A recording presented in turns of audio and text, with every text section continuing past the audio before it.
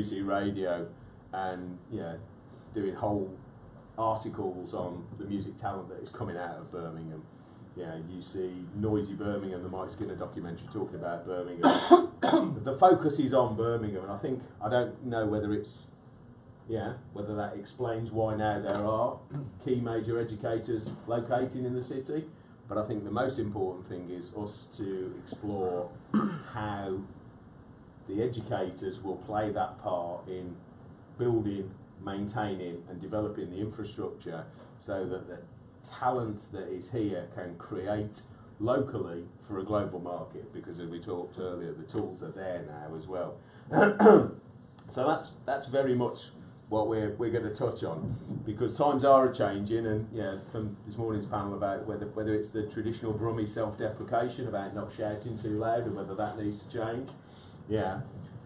But given the changing tools and the changing gatekeepers now and the different access to gatekeepers, this is kind of like really, really exciting times. You've got Mist, you've got Georgia Smith, you've got JK, you've got Daps on the Map. They're all doing really interesting stuff. So I was having to do a little bit of homework of late on Birmingham, because as I said, I kind of only come up here once a fortnight for Tales of Woe at St Andrews. But Birmingham's one of the youngest cities, and I might be preaching to the converted, but this shocked me. Birmingham's one of the youngest cities in Europe, with 40% of the population under 25. Now that to me is kind of like, wow. Didn't you know that? No. Didn't know that. Had no knowledge of that whatsoever, and I was like, wow, okay, that explains a lot. There's 50,000 creative industries jobs in the city, and 5,800 creative digital companies. And digital tech companies bringing in an estimated £1.66 billion per year. And it's like, right, okay, those companies are the potential tools for the creators of art to then disperse into the market. That for me is fantastic. It's kind of like, the city voted as highest standard of quality of living in any English city outside of London. Okay, another tick. Suddenly we're getting to the stage where, right, all the arguments are there that your students, your creators, now have all the arguments in place so that they don't need to leave Birmingham, aren't they? The London-centric industry, you're kind of being able to challenge that now. So there's various facets that are changing. So I guess the key question that I want to ask today is, if now is the time to capitalise on the wealth of talent that's in the region, move it to the next level, as again we spoke about in the artist development panel today. We know that the talent is in the city, everybody's telling us that the talent's in the city. How do we move to ensure that Birmingham takes its seat at the table that is global creative cities? So that's the easy question anyway. So gentlemen, well, how are we going to do it? I'll go first, that's okay. You guys. Before I do start though, your point about the panel, just to say to people, the stuff downstairs is really interesting. There's a lady down there called Ellie, who is running a festival on the 5th and 6th of October in Coventry called the Boudica Festival, and it is there to support women in music. So please do go along, because it's a really important part of what I call the West Midlands, or the Midlands. I suppose people say Coventry, East Midlands, but part of that Midlands offer. I think part of this argument or this discussion around retaining talent is understanding and appreciating the types of diverse groups of people that we're having to work with in the city. It is the youngest city. It's also one of the most diverse cities in the country as well. I think one of the things on a much larger scale is that the music industries, and it's not a single industry, it is a set of creative industries that make up something else, has been very slow to recognise the importance of diversity within its industries. Okay, they have done in some respects in terms of performers, but if you start thinking about the people that work behind the performance, people in the labels, people who work for agents, people who work in copyright distribution, there's been a real sort of lack of, not necessarily, I mean there are some fantastic women that do some fantastic things, who are holding some really high positions in those elements of the music industries, but it's not something that's really made too visible and vocalised enough. So I think there's a case in trying to, if we can do it locally, then it starts to send out a message nationally is about, okay, we need to appreciate there's a number of different diverse groups of people based on ethnicity and gender and sexuality that we really need to start to accommodate at a local level that will then perhaps enable some of our students that are within those diverse communities and groups to actually want to stay in the city. So I think there's an element there about it as well. So I think one of the hardest things is, certainly from my perspective, is the students are there to support and perhaps create an infrastructure, but there's a very precarious infrastructure that exists at the moment in the city in terms of the music industries that are here. They are predominantly SMEs, they are predominantly small businesses. That creates a number of problems for them to accommodate students in work placements and internships. So that then breaks down that relationship where students might go and work for a local business and then might stick around afterwards.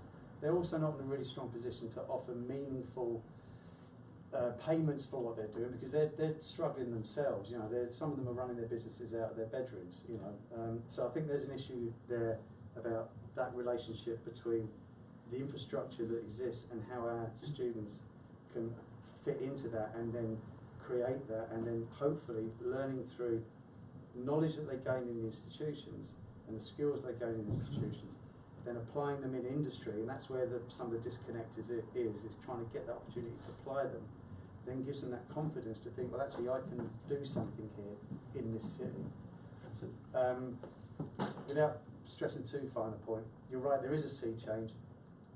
I'm not sure what, I don't think it's down to one thing, but I certainly think in the next 10 years with the advent of HS2, I think that's going to create quite a meteoric shift in how music industries in the city is perceived. We're already seeing a number of small businesses in London that can't afford to be there, moving to this city, because by 2026, is it, HS2 comes in, they know that getting down to London from Birmingham to go and have meetings with the majors, or whatever you want to call them, will be quicker than trying to get from East London across to West London. So when all the digital companies are going to be based around King's Cross anyway. Yeah, and the rates and the rents here will be cheaper. And hopefully the council can do something in supporting and encouraging those businesses to come here, because it still seems being a very London-centric thing. I think that's a really interesting point on the council, and you know, you look at the regeneration of Manchester, where the council played a massive part in the Northern Quarter coming, and I think there's a massive part for the council to play here as well. And that's definitely something we've got to touch on in it, because we are talking essentially economic regional development, aren't we? Classic economic regional development. So we've got to bring in the very local actors, we've got to bring in the regional actors, we've got to bring in the national actors, and then the international actors, which again I'll be touching on later as well. I just want to go back to that point that you were saying about, because I guess we're all entrepreneurs and self-starters, and it's micro businesses. The creative industries is increasingly micro businesses now. So to address that fact of the lack of, I couldn't take on an intern because I wouldn't jump through all the hoops that I'd need to, and there would be times when I wasn't around, and what would I do for them? So how do we address that? Is there a role that could be taken informally in the mentoring role? So like the older, more industry that I think it's really important that, first of all, that all the aspects of the industry that we've just addressed recognise, the potential for young people coming through education and perhaps what their involvement could be. And there's a model which has been used in creative apprenticeships in some parts of the country where, for instance, somewhere like the custard factory, one of those particular businesses can't afford to take on an apprentice, but 5 of them together that do a similar role could afford to work together to train one young person. I wonder whether there's something, again, we were talking this morning about not do it yourself, but do it together. And perhaps there's something there about loose sort of strategic relationships that allow us to give those people the opportunity, because there are gaps in the local music industry, and some of our students may be the people who in the future can fill those gaps, but they're only really going to be able to do that if we do have that strong mentoring. Exactly, we've got to create the environment where they want to live, rather than kind of going, I love living in Birmingham, but I can't do what I want to do as a job in Birmingham, therefore I'm going to move to London or Manchester. So that, and again, I guess what the point that we're going to get to all the time is a case of like, right, okay, what needs to be done and how do we do it now? It's a case of, if we're going to have those conversations about creative apprenticeships, Who's going to have it with whom? Is it UK Music's role? You know, do Birmingham, you know, City Council need to get involved and say, well, actually, this is something that we're going to implement? Because the problem is we could sit here in 12 months' time, the next bit will having the same conversation, couldn't we? And it's, again, the outsider perspective is there's a real wherewithal to actually want to initiate change and to step things forward. And like I say, the fact that you've got 4 major education establishments say in front, your output, for want of a crass term, for somebody who is studying but paying an awful lot of money to study, in some cases now, is kind of like, what are we going to provide, and what does the city and the region going to provide, and then who is going to actually action that provision, which I think is probably the most important thing, isn't it? What are the calls to action that we need? Yeah. I mean, I think it's easy for us as educators to go and point the finger at people like the council, and I don't really want to do that.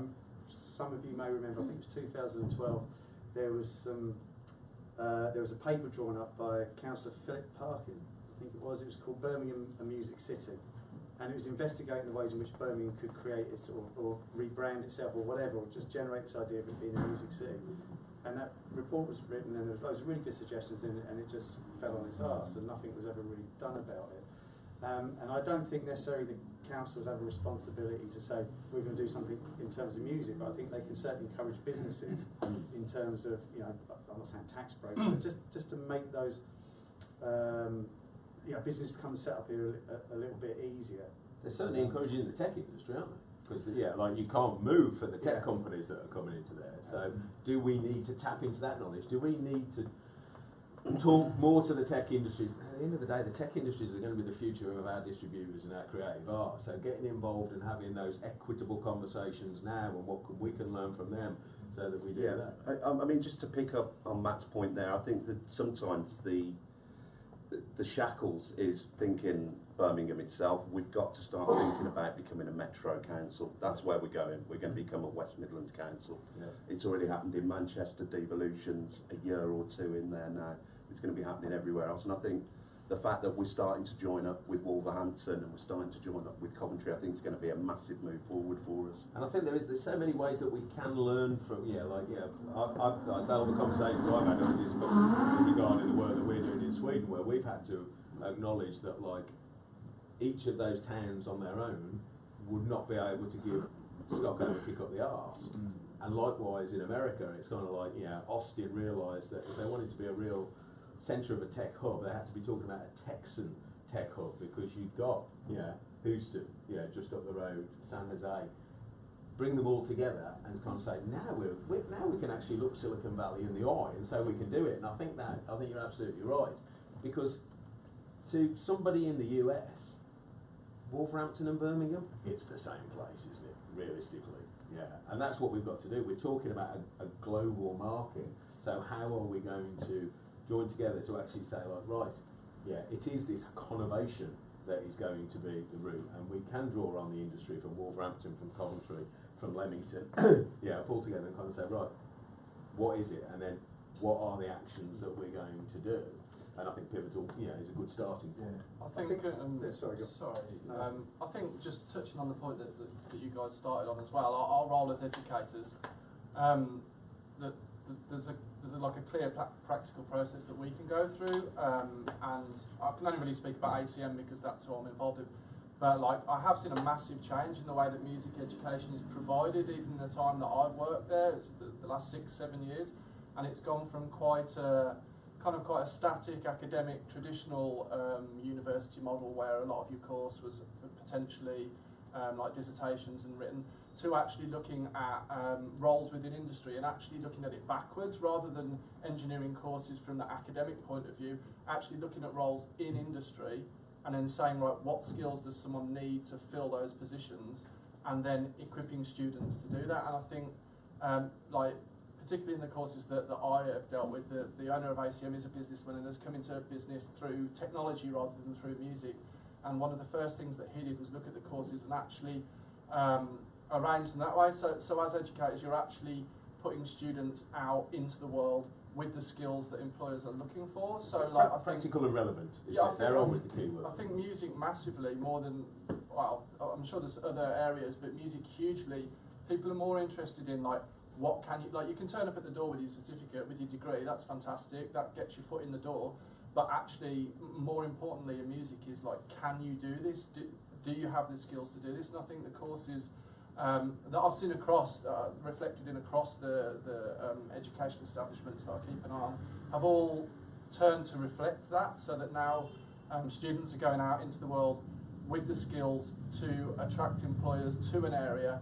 And certainly, I mean, we have a department called Industry Link, and essentially the role of that department is to find students opportunities. So rather than it being the student's job to go out and do that, we're actually actively engaged with industry and find roles that they're perhaps not, like they're not having the number of graduates come forward for those roles, and actively add elements of the course so that we are churning out, for want of a better expression, we're churning out young musicians with the skills that they need to work in a quite modern music transferable industry. skills. Yeah, as well, yeah, they're transferable skills, entrepreneurship, Yeah, innovation. Yeah. And I think that's important. So whilst I agree with you on some levels, I also disagree with you on some levels, because I think one of the dangers with a number of courses is that you can teach students a number of practical skills. I've had a conversation with a number of people today say, oh, you know, I'm going to go to university, I'm going to do artist management. Now, I don't think you can teach someone to be a manager. I think you have to go out and you can learn some basic principles. I think you just have to go out and manage artists to find out what it is to be a manager. And it's interesting, like Desper Robinson, who everybody's been name checking today because Desper is doing fucking amazing. Oh, I just realised there's a camera there. 50p in the box. Effing and jeffing. So Desper's having some amazing success. He didn't go to music college. He's not come through that traditional route. So I know what you mean in that But sense the as well. point I want to come on to where I sort of slightly disagree with Matt is that when I go and speak to people in the industry, they say, do you know, the practical skills are the easy bits that we could actually give to students when, you know, if they turn up at the, you know, an independent record company and they want to learn about distribution or, I mean, copyright's a difficult one, you can't really teach that in a short space of time. What I'm hearing from employers is that what the students they get seem to lack are those critical thinking skills. Curiosity. And those sort of transferable skills where it's about problem solving, being able to take a whole load of data, because let's face it, the music industry is now a data-driven industry, and being able to analyse that data, form it into some sort of structured report that comes out with some really useful information, some sort of conclusive evidence. And I think whilst we can teach students how to do the practical side of it, I think we're doing them a disservice if we don't teach them those critical thinking and critical analytical skills. And the traditional model of dissertations things, yeah, it may seem on some respects a little bit old-fashioned, but we still teach that in our university because we think that's the point in which students really do develop those critical research and critical analytical skills that are the sort of things that employers come back and say, well, yeah, I like your students because they can think. They don't just do, but they can think. So how are we going to do that? Because the phrase talent pipeline was thrown up earlier, and like Joe poo-pooed it, and I was like, shit, that's in my notes as well. So it's goes to like, so how do we take that talent pipeline and provide the pathways to sustainable employment? Well, just staying with that sort of thorny issue of what employers want, the bottom line is we have to give employers really what they want, otherwise there's no hope. And you know, associate at the back of the room, Nick Wells from SBC, and I know for a fact that sound engineering course students coming from that course are very much valued in this city by different venues. And I think we've got to start to listen to employers and the feedback about our students in those workplaces. And you know, we have a duty, I think, probably collectively, to start to engage employers collectively to actually get their input around what it is we're doing and what the training looks like. Because I think, you know, sometimes it's not us for the training, sometimes it is the employers that are required, because someone's got to function in that workplace. And I think, you know, there's a dialogue that needs to take place. And I think that's not currently happening on, you know, it might be happening through your employability scheme or our employability, but I think we've got we need to connect and we need to connect with employers because that will be a powerful body of work. And I think that is one of the key aims of this whole panel, isn't it? We need to get to the end at 2:45 and kind of go, right, so who's going to do that, who's going to do that, who's going to do that? And it requires innovation in talent development, isn't it? But that, again, is another staple of economic regional development, innovation in talent development, because if you're not moving forward, you're effectively dying already, aren't you? So we need to address that. Like I say, you've now got, well, you four for a start, but there are plenty of other educators and other colleges who are, you know, both media and the creative industries as well. And there is it time for a war council to kind of go, right, what does this look like? And I have worked for ACM and BIMM, so I understand they are very competitive, yeah, and the nature of the business is a competitive one. But the reality of it is, for all of us, is if the region isn't moving forward to actually give sustainable employment to the output of those colleges, they're not going to come to the colleges. And well, I think that's already happened. I mean, I've done some work in apprenticeships, and I was doing some training with a colleague up in the north of England, and I had to stop the interview because the person that was being interviewed was straight A-levels, high-flying A-level student. And I was like, stop. Why are you being interviewed for a level 3 apprenticeship when actually everything that I'm reading means that you should be going to Oxford or Cambridge? And the young person turned around to me and said, because I don't want to be paying back X amount of money by the time I'm 50. And it hit me like a bolt from the dark. You know, it was like, wow. You know, so we've got some really savvy 17 and 18-year-olds now that are actually sort of starting to challenge the model. Absolutely, and that's it. Like I say, you've got Despa, you've got Muna Rumi, you know, who I don't think she's in the room, so I can talk about her. Like, fascinating. Young woman, Muslim woman, did a TEDx talk. Like, Jamal Edwards from SBTV put her down as one of the top 3 A&Rs in the country that's not working for a major label. And again, she's self-trained, and she's just going out there and kind of going, I've got skills, but this is how I'm going to do them. And I guess that's something that, it's a thorny issue, and I did say this to Chris right from the start. How do we cater for those people who want to learn about the creative industries and work in our industries, and I suppose they are industries rather than industry, who don't want to take on that wealth of debt? Yeah, because it is, and it can be an issue from all sorts of starting points, why they don't want to be shrouded in debt. So is that something that as an industry, as a region, we've got to address as well? Because it ties in with the talent pathway. Yeah. How do we develop an industry which sits outside of your traditional education establishments? Because I know none of you four are the kind of people who are kind of go like, I don't give a fuck, mate, because as long as I've got enough bums on my seats, I'm happy as Larry, because that's why we're having this conversation. I think we've got to take a step back as well here, because we're all talking about colleges. We're based in Birmingham, and a lot of our provision is perhaps degree level provision as well. And anybody who works in the industry will recognise that over the last few years there's been a boom in music education. You know, we've learned how to teach things that sort of 20 years ago were brand new subjects. You know, rock music and how to teach it was, you know, when I was studying, was like, it was the first time we'd kind of, you know, gone into doing those kinds of things. But right at the very moment, music and creative qualifications are being sliced out of school curriculums. As a result, the conversations that are happening in further education colleges that aren't here, like, or with a brand like we've got, which we can market very effectively. So if you go to general further education colleges outside of these cities, principals will be making decisions and saying, you know, we've got 15 students on a music course, or we've got 45 students on an engineering course. Let's not invest in that recording studio, let's not have that. And then we will see that less students coming through to university, and that will have a knock-on effect. And I think the industry needs to recognise the impact that education for the last 20 years, 30 years has had on their industry, and help by, you know, UK Music or whoever lobbying and saying, actually, you know, the creative industries is something that we do very well in this country. Music is something that we do very well in this country, but it won't be if we go back to a system where only those who have the time to buy piano lessons or whatever can get involved in that from a young age. And I think if we get to the end of this without discussing that part of it, we're going to kind of miss something really important. That's it. And again, it ties in with the fact of like who outside of your 4 establishments should be coaching people.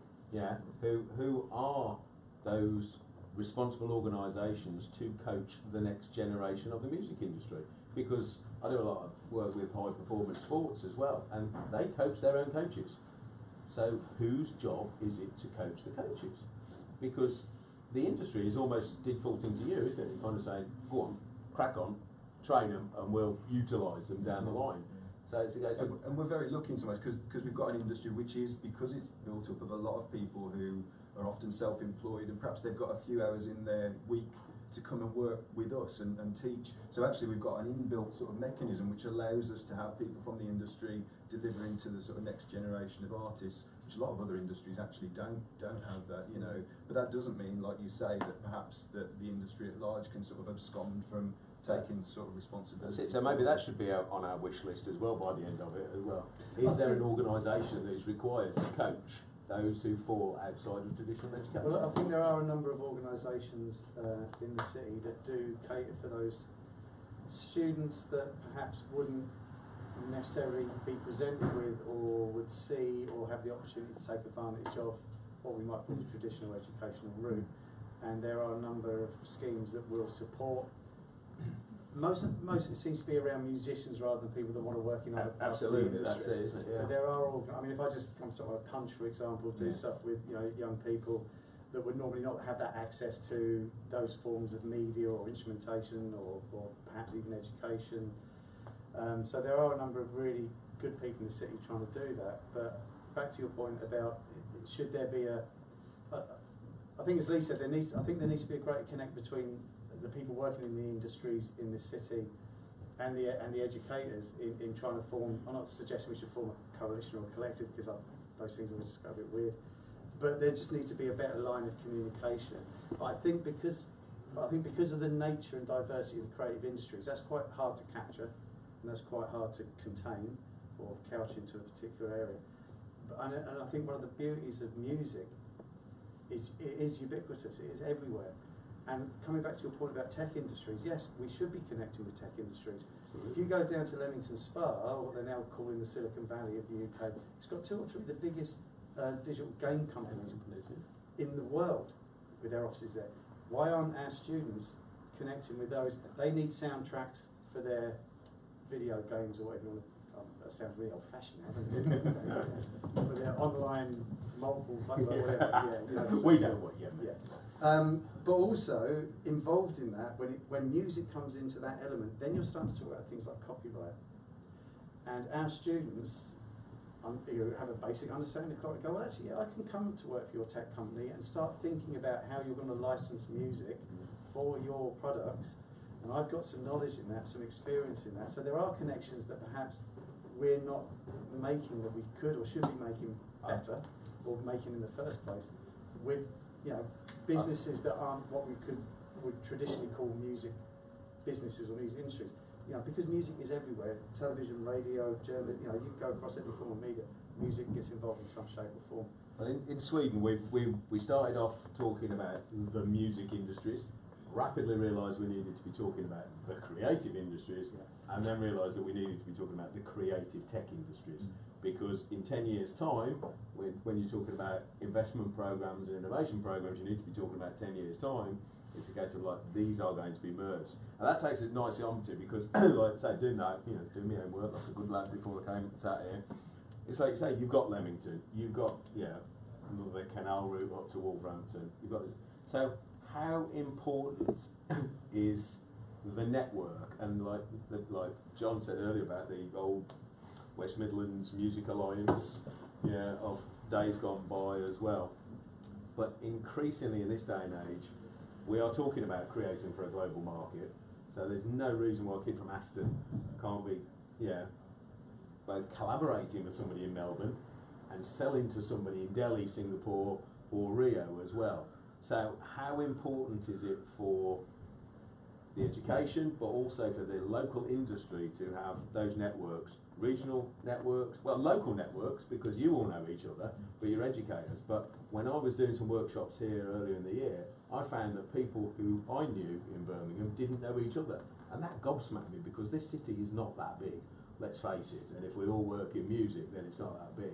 So how important is it for us to say, right, we need a local network, and then that has to tap into a national network? So should there be once more a greater reliance on getting out there, shouting it from the rooftops, getting in people's faces, turning up at conferences? There's a conference every 20 minutes if you want to go to one.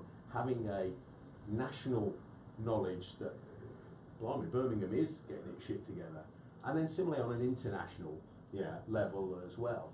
Going to South by and having, it's like, oh, the Brummies are here. Because there's all those natural bandwagons that we can jump on and kind of like, will there be a representation from the West Midlands Conurbation at Reaper Barn next week? Will it be at South by? Will it be at Eurosonic? I'm presuming no, because I don't think one exists.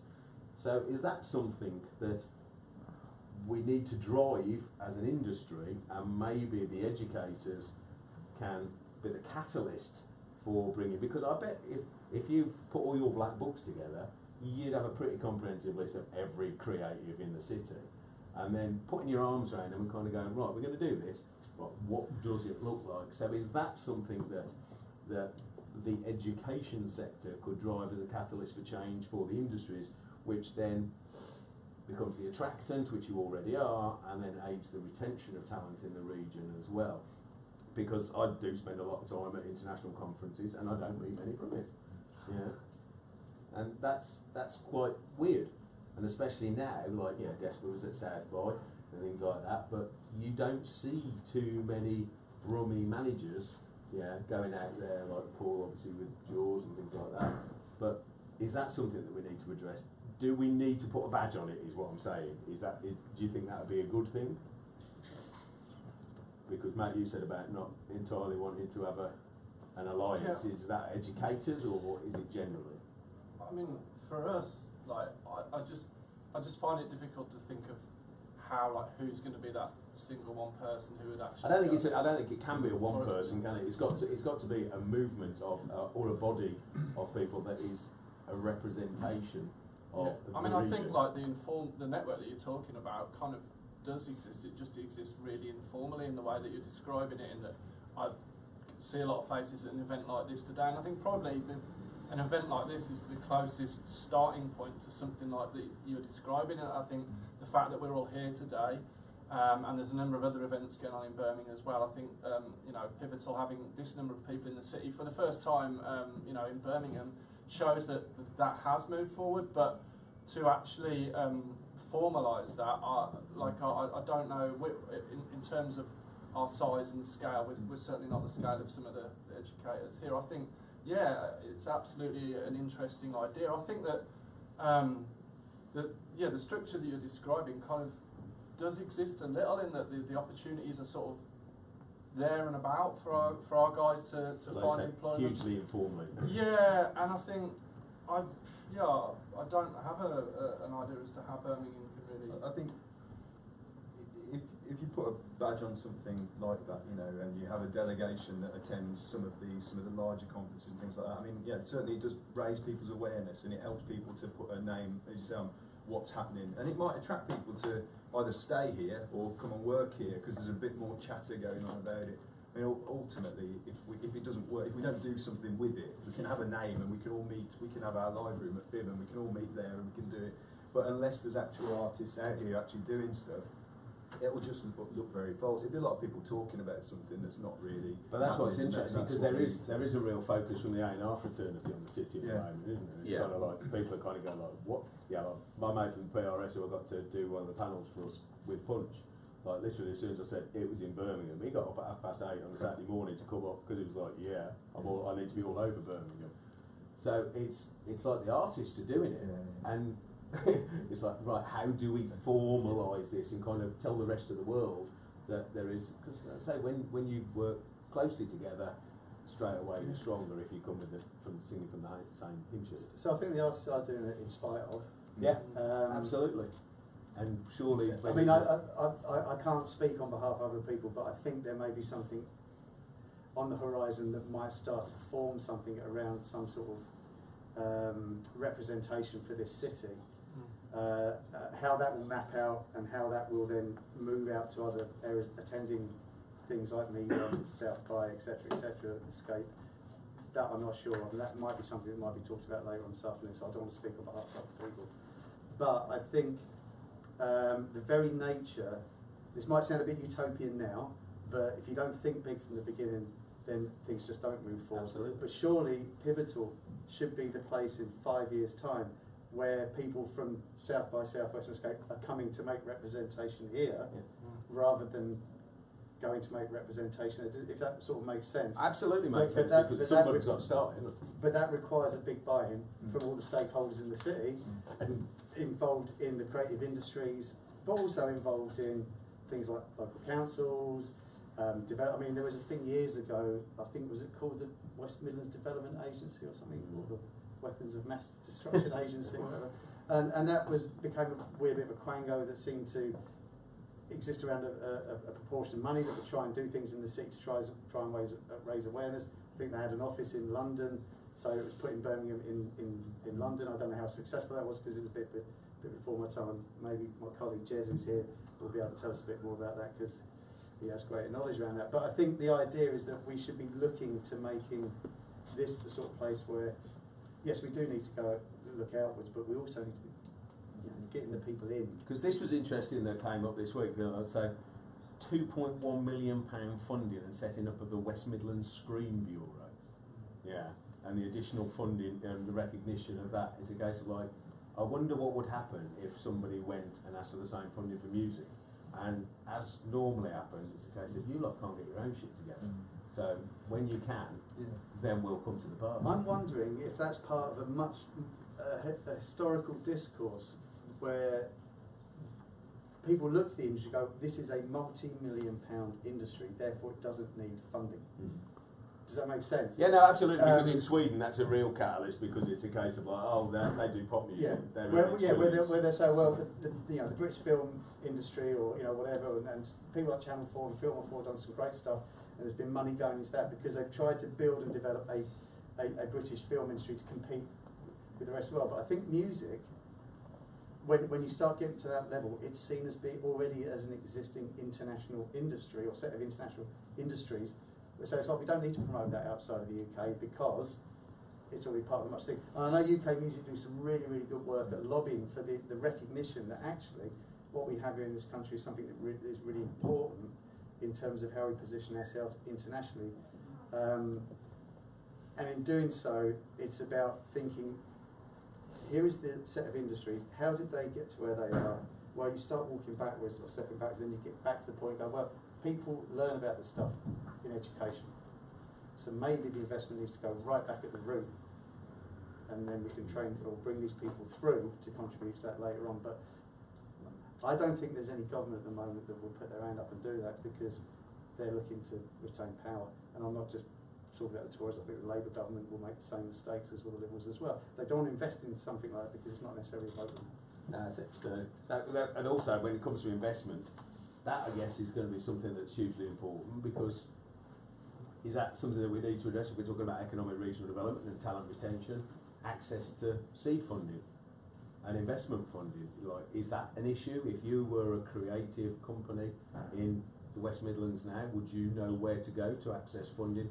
Ask the audience. Yeah, that's it. It's got you are working in creative industries that struggle to get funding. Oh, none of them must be doing really well. And that's it. Is that something that, again, we need to address? I guess we're all around it. This is coming to like, right, okay, what's the next step to ensure that everybody... That side of things, for me personally, is honestly outside my sort of sphere of knowledge in terms of working in a university. That level of strategy or strategic is above what I know. But what I can see is that, like, grassroots on the ground, where more students than ever coming into Birmingham, like establishments like BIMM and like ACM wouldn't be here if they didn't think there was a reason for it. And it certainly feels like Birmingham is kind of at, or very close to, or at that kind of critical point where something is, going to happen, where something like I've spoken to a number of people who have different ideas about how to go about it, and it certainly feels like there's enough people willing to do it. And I just think events like Pivotal perhaps can be the catalyst for something like this to happen. But I mean, for me personally, I certainly don't have the level of strategy to go about like discuss ideas like government funding and investment into the region. Well, what I do know is that Birmingham is like a really busy, really bubbling, very young city. Students are attracted here more than ever. We've drawn students from further afield than ever before this year at ACM, and you know, country and Europe wide. And I think that it really feels like there's enough people involved. There's enough people with that momentum to want to get involved in something like that. And it's just how you. I think that's the key, because what you, as I said, you're all working as the attractants. Yeah. The problem is the retention now, isn't it? Because otherwise you're going to provide a workforce for London again, and all the tax revenues. But I think there's things that have worked. I mean, I've worked with some of Matt's students previously and really valued the work that I've done with some of Matt's postgrads, and that came out of an incubator project that you guys had set up around BCU. And I think there's probably, you know, keep going back to that connect with employers and connect with industry, but it's really important that the young people get a chance to operate in spaces that aren't the classroom and are connected to industry, because that's what they come to us for. That's what they're expecting from us. So that's basically something that we've got to address. It goes back to the point that we were saying earlier about like the fact that micro businesses as well. So essentially we need to set up a system whereby mentoring is available to help, because at the end of the day, we all learn from making mistakes. But if you're saying to an artist manager, go out there and learn and make mistakes, it's the artist's career that we're screwing over, so we can't allow that. So is that essentially we need a mentoring system to... I think that's a really interesting point, because I think one of I think it would be fair to say one of the ways that we do our students or students in music education disservice is that we don't allow them to take risks, or we don't support risk, or we don't reward failure. And let's face it, the music industry is a risky business. And I think our students need to be equipped with the notions of how do you deal creatively with risk, or how do you deal with risk, or how do you... and it's one of the things that certainly myself and my colleague Ian here, you know, our course is very much focused around innovation and entrepreneurship over the 3 years, and we want to factor into this idea that actually it's great to make mistakes, and if anything, university, college is the place to make those mistakes. It is, because but I suppose we've got to be aware of not making those mistakes with other people's livelihoods. That's the problem if you're like sending an artist manager into battle for somebody and they screw up because it's the artist. Yeah, I totally agree with that, but I think if you can learn how then to manage risk and how to compensate for risk, or even plan for risk, or fail, you know, whatever, as entrepreneurs do every day of the week. But the great place is in university you can do that, and you're generally not screwing up someone's life. You go and do that in the industries, especially if you're working for someone else, you're out of a job. So to use a sporting analogy again, we kind of need more training pitches. Yeah, if that be venues, whether it be mentoring process, so people can actually implement what you're teaching them. I'll give you a very quick, for instance, institution in Nottingham, Confetti, amazing work. Group of companies built around confetti. Now Shane Meadows, making This Is England and all the fantastic films that he's made, he doesn't need to go to London to use those editing facilities where they're going to sting him rotten. He works in Spool in Confetti and makes all of those great TV programmes, which is kind of unheard of, you know, out of London.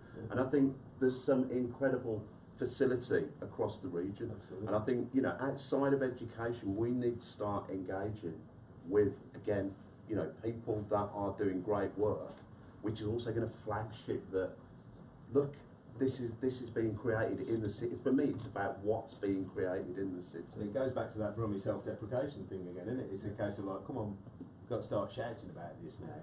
And if that means putting out, sending people out there to be salesmen for the creativity that's in the region, then so be it. But then, like I say, how are we going to address giving them those training pitches? The venue situation got touched on earlier about the problem there. We can bring creatives into the city, but then if they've got nowhere to play, they'll be like, I've got to go down there to do my shows because there's nowhere in Birmingham to do. Yeah. I mean, I think it's a risky business for businesses here in the city anyway, because as we've said, that most of them are SMEs and you know, they don't have that necessarily that flexibility, fluidity. that might be required.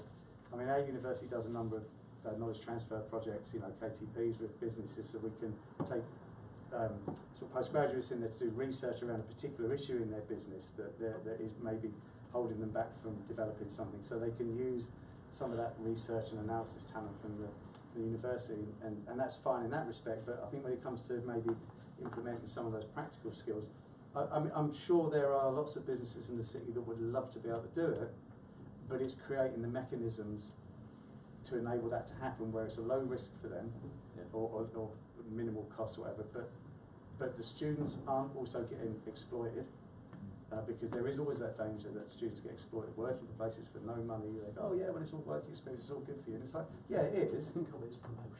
It is if it's meaningful. Yeah. So I think you've got to really get some of the businesses on board and say, yeah, we want to support you in enabling this, but you need to make these internships placements meaningful to the students. But at the same time, we need to create perhaps an arena where those businesses can feel they can draw on some of that talent without it being a risk to them, and give them some support in the fact that they're not having to spend too much of their own valuable time enabling other people to do that. It's a real difficult. That environment, I guess, would be ideal as well, because the next generation of creative entrepreneurs that you're all training are going to be needing to find solutions to problems. So go into the industry and kind of saying, go on then, what's your problems? Yeah. What do you need fixing? Because I was at the, I don't know, Tamsin's not here, I was at the BPI Innovation Hub meeting this week at the RAL, and Tiago from Warner's was just a case of like, it's a problem, that's a problem, that's a problem. Anybody got any fixes?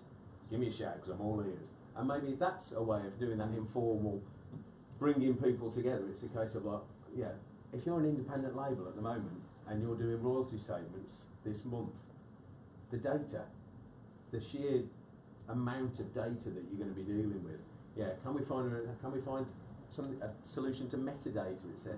So by bringing the students and the micro businesses closer together to work in unison, then comes the natural symbiosis of, right, okay, oh well, I need them to come over there, they're brilliant.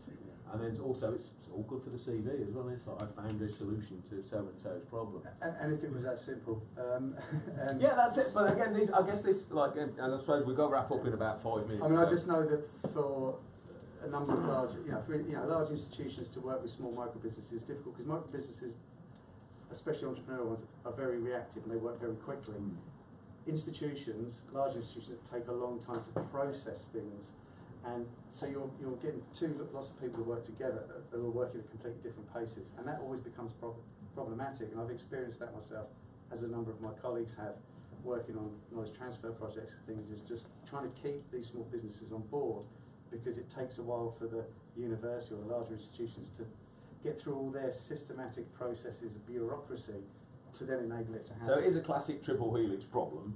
Like education, industry, government bring together, but we kind of know that they've already got solutions to that. So what we've got to do is work out what that looks like, and like I say, finding the soft, easy solution for a BCU institution is obviously very different from a BIMM or an ACM or Access, I guess, is because of the it's more widespread as well. There's probably hoops that you have to leap through as well, but maybe if we can start to action a solution whereby it's a case of like, you say, you could go to BCU and kind of go, we need to do this because it's the right thing to do, and we're going to bring everybody else in, and so almost like a safe, I can't use the word safe harbour because that's a bit tricky at the moment, but a safe environment for micro businesses and students and tech companies to come into the same environment and kind of go, actually, you need to talk to my mate over there. Yeah. You're a 16-year-old rapper, he's a videographer, and he's got a tech solution for this amazing thing.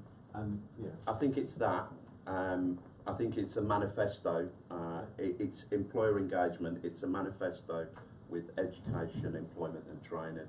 I think it's all of those things. But I think that probably the one thing that we haven't thought about or discussed is, what does policy look like around education in 2 years' time?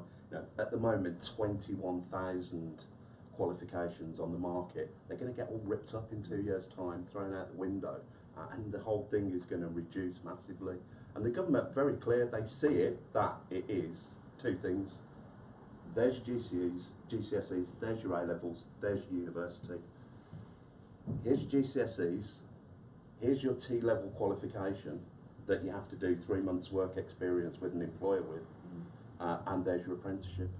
And maybe at the back of that, there's your higher apprenticeship, which, you know, we're actually training people with the employers, which I feel is where the training needs to happen, not in the classroom. They need to be trained with employers. And then I guess we go back to the problem of micro businesses in the creative industries and who they are going to be learning those skills from. Because if I had a 14-year-old who wanted to get into music business management now, I'd probably feel a lot happier with him learning how Desper managed to kind of go and navigate the tricky waters, because he's living in this age, isn't he, rather than going and sitting in ATC's office and stuffing envelopes and things like that, and, you know, making a cracking flat white, and, you know, how are we going to do that? So just to kind of cap on it here now, so I've got down here, so collaboration and union across industry and cross education, increased educational and development pathways, and I've used the term outreach work, but whether that is kind of like a safe environment for industry and students and anybody who wants to have a career in the creative industries, a safe haven where they can just go and explore their business with signposting, which is absolutely what we're doing in Sweden. That's why we're getting touchwood government funding for that, because it's a case of how you can vocationalise the triple helix solution to the creative industries. I never thought I'd be uttering those words when I was an A&R man back 20 years ago. How do we look at signposting to what resources? And this is something I just want to throw out here as well. We know there is an inordinate amount of talent that isn't coming through the education system in Birmingham as well, but needs access to the talent. And at the moment, Google are providing that, and that's probably never the best way, to actually find a solution to anything. So throw this into the room, and could a union of the education establishments, because just looking, the years of experience that are now teaching in Birmingham, could that be something that the education establishments could do, is come up with the information? It bugs me rotten that UK Music don't have a one-page site that links to the truth about copyright, shit like that, but so that a 16-year-old sitting in Moseley can kind of go, I need to find about this, rather than Googling 10 different answers.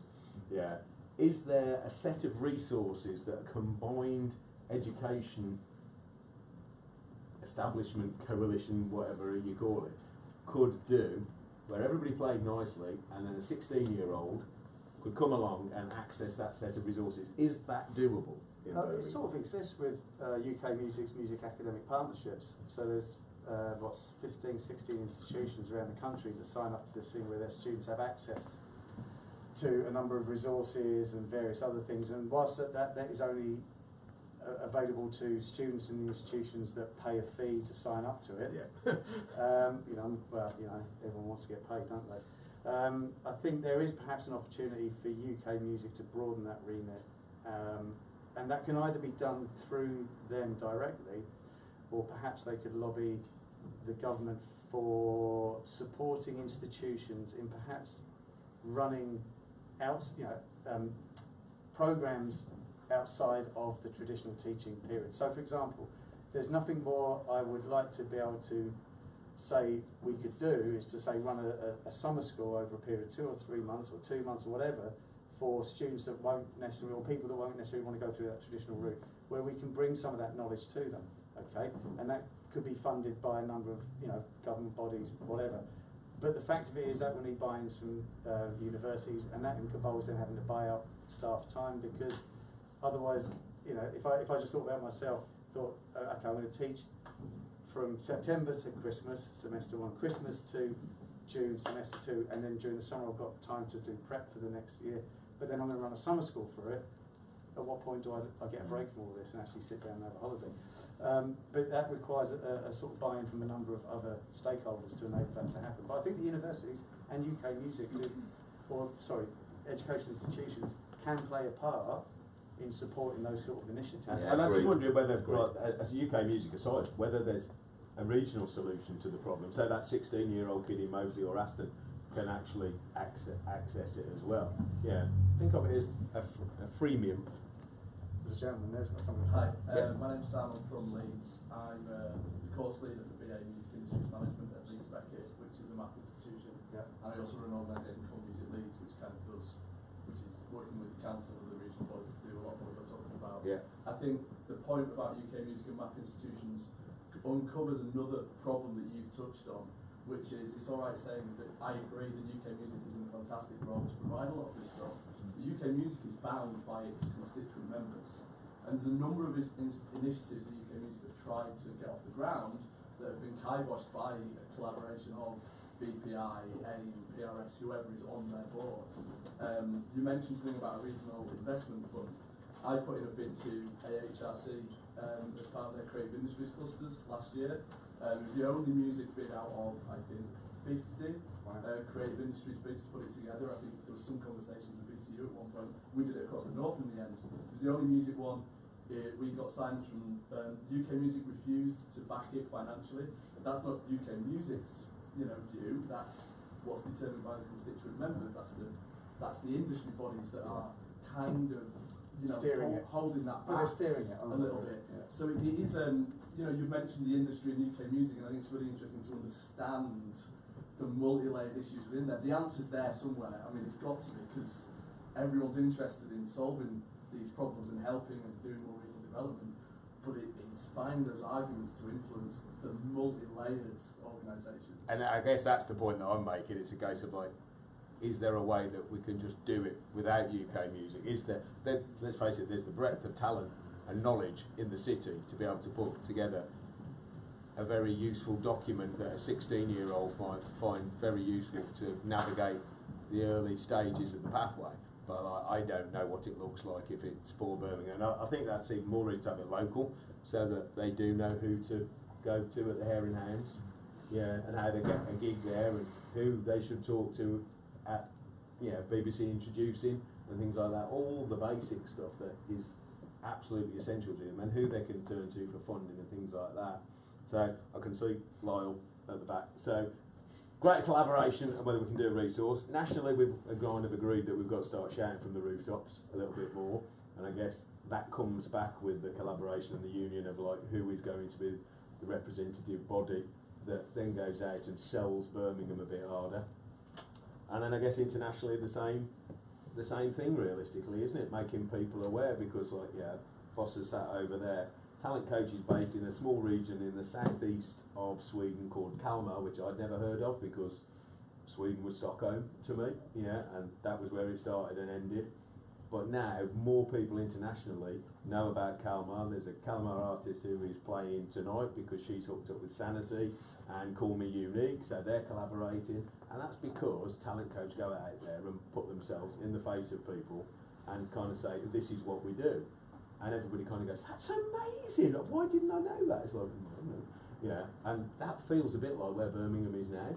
It's a case of like, hold on, there's some really good shit happening now, but nobody will know. I always use an analogy about don't be the best band in your bedroom, and Birmingham could be in danger of being the best city in its bedroom if it doesn't get out there and start shouting a little bit more with a united voice, isn't it? But to end on a positive note, as an outsider who comes back quite regularly, it's on fire at the moment. It really is. That's why we're all spending so much time in here, because it's really exciting again at the moment. And now is, if ever there was a time to capitalise on that, we have to put the infrastructure and the policy locally, regionally and nationally in place to ensure that the students that you will attract next year, because they'll be seeing what's going off this year, so there's going to be even more students that want to come to the city next year, because they might bump into Georgia Smith with Drake coming out of Tesco's, or they might see Mist or blah blah blah. So they'll want to come into Birmingham, but the key is always going to be how do we actually retain them, don't we? So anybody got questions over there? Anything that we haven't touched on that you think we should have touched on, or any issue? Just it's a comment really. Listening to the conversation, it's all been sort of one way in terms of what the education sector can do for the industry. In my experience, particularly in HE, the the industry is quite reluctant to talk to or listen to or take research from education and from researchers. I think sometimes we lose sight that it should be a two-way conversation, it should be a two-way stream. I think Absolutely. quite a big piece of research around live music from Glasgow that looks about the patterns of live music, about where live music takes place, the economic values of it. And the research there, were hitting their head against a brick wall. It was a really big, great piece of research that could inform or should have informed the music industry. And they met with a stone wall. So I sometimes think, we talk about training and education and what the education sector do, but to me, the industry also needs to be a bit more thoughtful, a bit more open to what education does and what role it can play in the industry. I think we, to add to that, I think we found in Sweden that it was lots of conversations that you had to do that as well. It was just a case of you had to build those close relationships and build the trust. Because I was down in Brighton, they did a similar kind of thing about the live music industry down there, but Brighton Council actually took that on board and went, wow, this is really good. And I think that's it, but they have got a strong relationship, with the council there as well. So I think it is about how to take the research, but you're absolutely right. We are talking triple helix, therefore, we need to find out what the industry's problems are, and then the research then is informing. No, I'm sorry, I disagree. I disagree fundamentally with that. It's not for the education sector to find out what the problems are for the industry or to solve those problems. To come up with research that can help the industry, because it's no good just replicate what the industry wants. Sometimes if you're right, sometimes if you're wrong. It's about how the industry owns itself, to critical intellectual thinking, from scholars, and how that can impact upon their, whatever sector of the industry is. So I understand what you're saying. There's a bit of a role for that. But also, I don't think education is at the beg and mercy of industry. No, it's not at the beg and mercy, but it can work closely with it in a practical and relevant way, so that the research actually finds a voice. Because that's often a way of how to sell your research, which can be quite difficult as well with the industry. So having those relationships and kind of saying, actually, there's an answer to that if you look at this and engage in those. And I guess that's kind of like where the education establishments sitting on those boards with industry members, etc., is going to be hugely important. That's why this panel is basically all about. I think we all know what we're working towards, a solution. Everybody getting around the table together and recognising how important all of the individual facets are playing nicely together. And just to pick up on that, I would say, like a suggestion moving forward, is if that you look at an education panel in future. It's like, for me, there should be equal weight in industry on the same panel, because those conversations aren't. I mean, I agree with your point, Jez. I think that the academia thing, that there is that lack of understanding, and more importantly, a lack of wanting to understand this whole thing about funding, where employers are like, well, it's funded, we have to get up and grab. Well, so do I.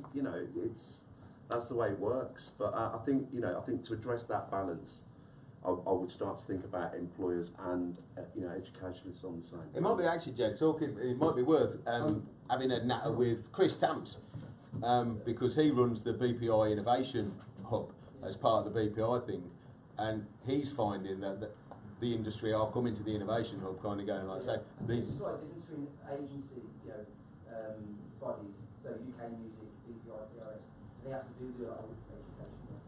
I'm talking about the sort of more commercial sector, so the labels, management companies.